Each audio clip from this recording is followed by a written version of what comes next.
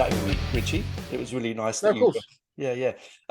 Obviously, we know you from your amazing stuff with Judas Priest, and I've seen you with Judas Priest loads of times. Great. But obviously, what we're more interested in is this new side project of yours, with Elegant Weapons. How long has that been in the works? Well, it sort of came.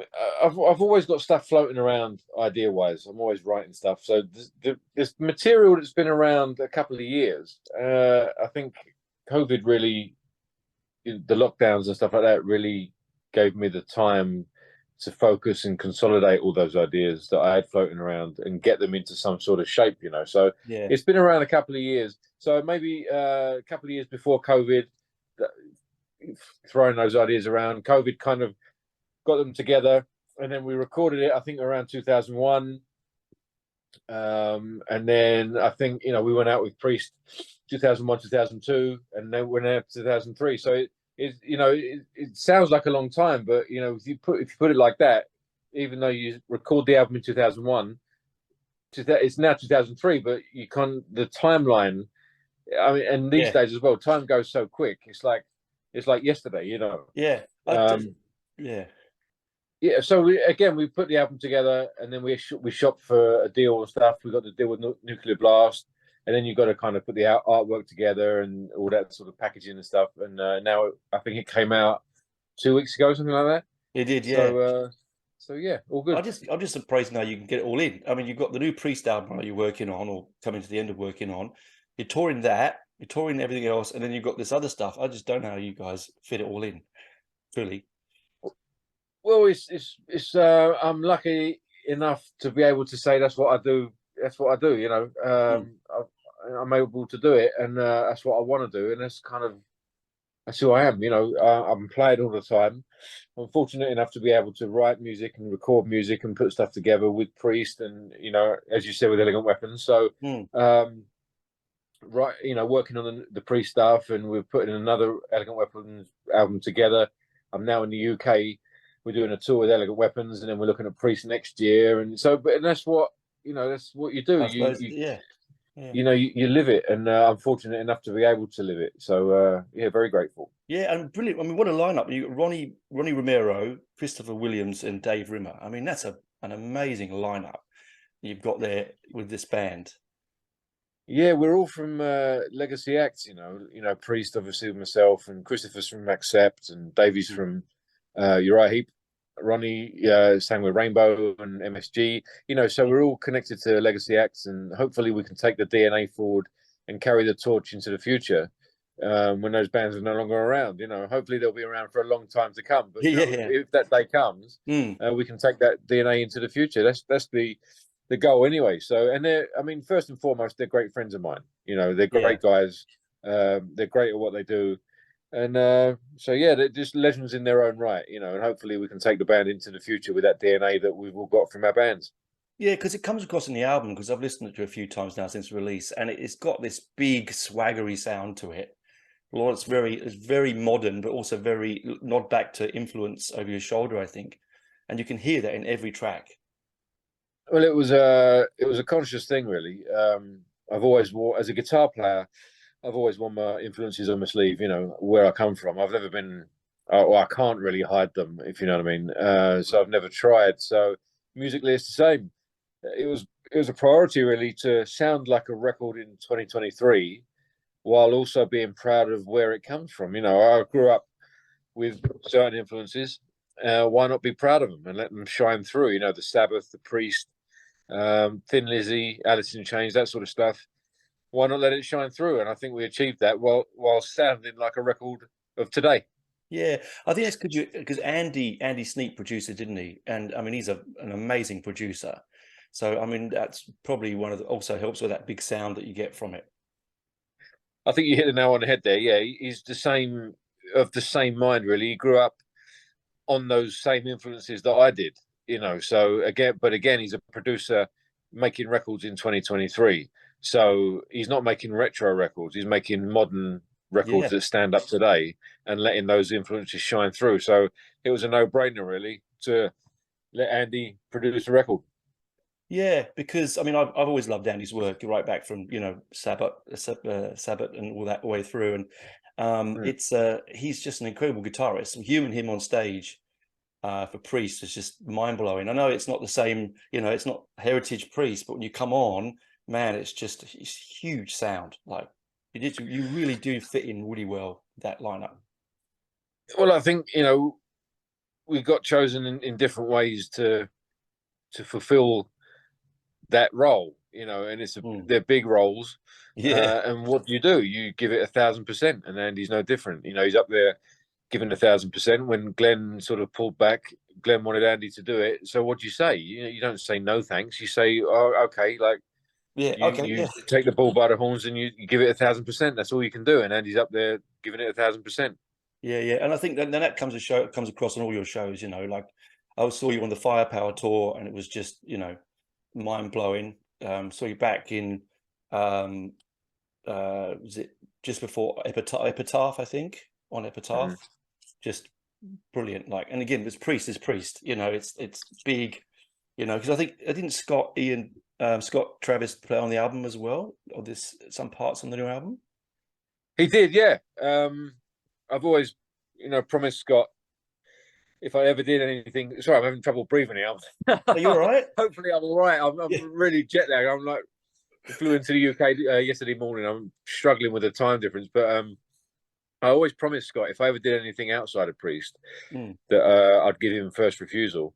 And he was. I was fortunate enough, and grateful to him to be able to do it, and he was able to put down the record. Yeah, yeah. He wasn't able to tour, obviously, but just having him on the record is, legendary, and I'm really grateful to him that he was able to do that. Yeah, yeah, and again, that's I think also why it has that big sound. I mean, not saying that it's that Chris isn't, but like it's just a big sound, isn't it? Like you just, and I was listening to the album again this morning before just to refresh myself before we chatted, and it's a really good mix. It's not just solid straight balls to the wall, you know. It's got that, I said before, it's that sort of almost vintage, sort of heavy rock sound of the 70s in their mix as well. Because I suppose with Uriah Heep and Accept and all that sort of sounding, it does have that. I think it's got a bit a bit of everything for everyone, I reckon. But again, it's an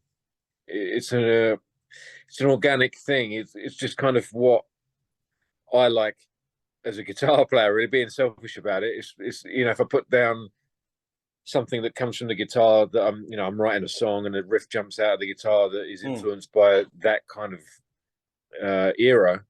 That's what I like as a mm, guitar player. Those big heavy riffs from the 70s and 80s that mm. we all know and love.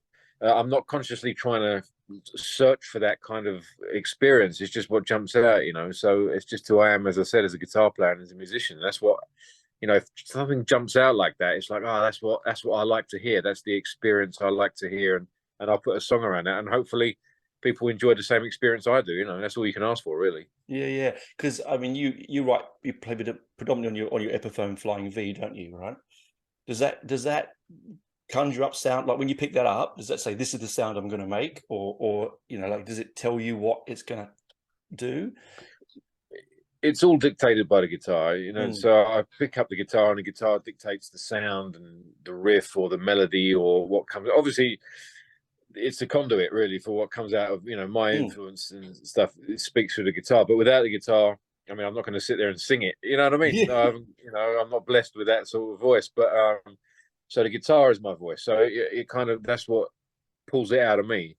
So and the guitar has always been the inspiration for all of it. I'm inspired by the guitar, always have been, always will be. I love the way it looks, the way it sounds, what it pulls out of me, good and bad. There's some crap that comes out of there as well. But sometimes you've got to sift through that yeah, to get to the good stuff. yeah, Um, and it's just it's the guitar is the conduit that pulls out those influences and yeah. hopefully gets a song out of it. It's strong.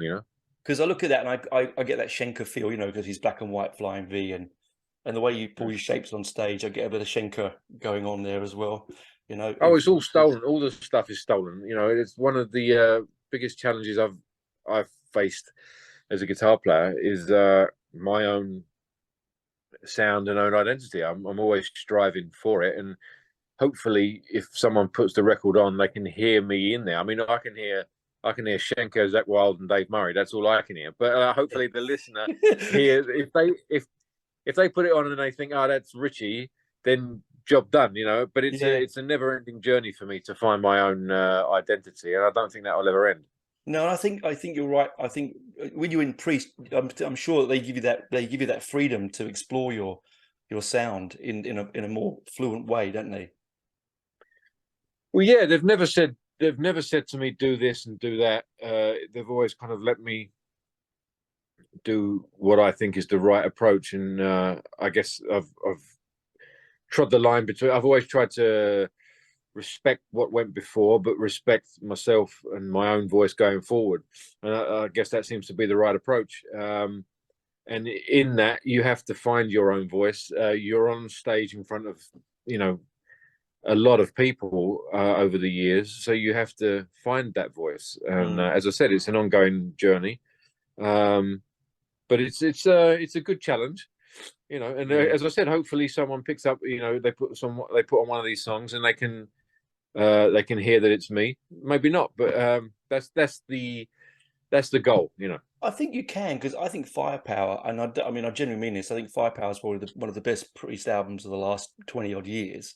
Oh, thank you. Absolutely astounding album. I thought straight on its release was just amazing, and you can hear your guitar sound in there. It is very unique. And I felt the same thing when I was listening to Elegant Weapons again. There was definitely a unique sound there. I appreciate that. I mean, as I said, I'll always hear. I'll always hear the Schenker, the Zach Wilde, the Dave Murrays. Maybe there's some Thin Lizzy in there. I'll always hear where they come from. I think the listener always hears it different to the creator. Which is a good thing. And again, the you can write a song and it's about something, or you hear it a certain way, you create it a certain way. When someone else gets it and they hear even the lyrics of the song can be taken a different way, it becomes about them and it becomes their song. It becomes the way they hear it, and that's a beautiful thing, and that's a privileged position to be in. If someone's listening to your song and they hear it the way they perceive it, that's an amazing thing, even if it's not the way you intended it to be or sound or what you intended it to mean. That's an amazing thing that someone's picked up your piece of music and they interpret it their own way, and they've given it the time of day. It's an amazing thing, really. And I think you're right. I mean, on a different subject matter. I mean, I don't know if you're a Blondie fan, but of course. Oh yeah, right. So there's a song called "Picture This," which is like one of my favorite. And every time I listen to that song, the lyric it's completely different lyric to how I perceive it. I listen to it and I go, geez, that's me and that's my wife. That's and I think that's what you were talking about, right?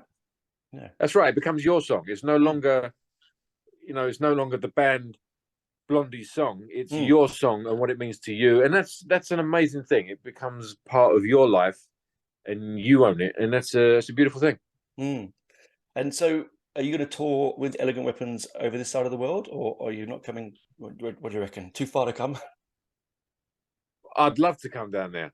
I think it's possible these days. The world's a lot smaller these days, especially if we did it. We're looking for opportunities. As I said, we've just got to the UK yesterday for rehearsals, and then we take off to Europe, and we start off this weekend with Pantera, and then we finish at the end of July in the UK. So we go all around Europe and finish in UK.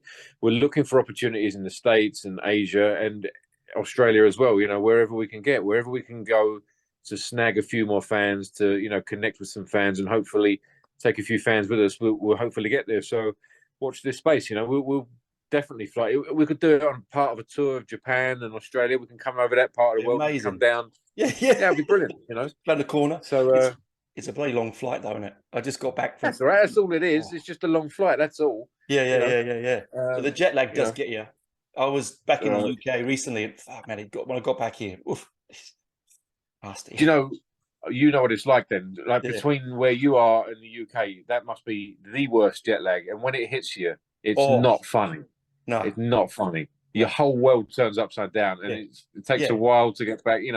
But that's all it is.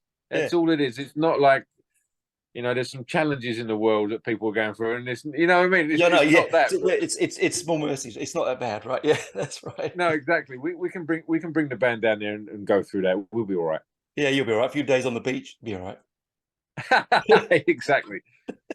The sunshiny parts of this. I live in Canberra. It's a cold part of the world, but you can go to Sydney and Melbourne and all those big Exactly. cities. A few days on the beach, a few beers, and we'll be all right. You'll be all right. You'll be all right. Well, anyway, thanks for chatting to me, man. I might let you go and get some rest, much needed rest. So it was nice Thank you, catching Tony. It's up. been a pleasure, man. It's Yeah, been a yeah. I look pleasure. forward to Thanks for the seeing you on support, stage and again. yeah, hopefully see you down in that part of the world again soon.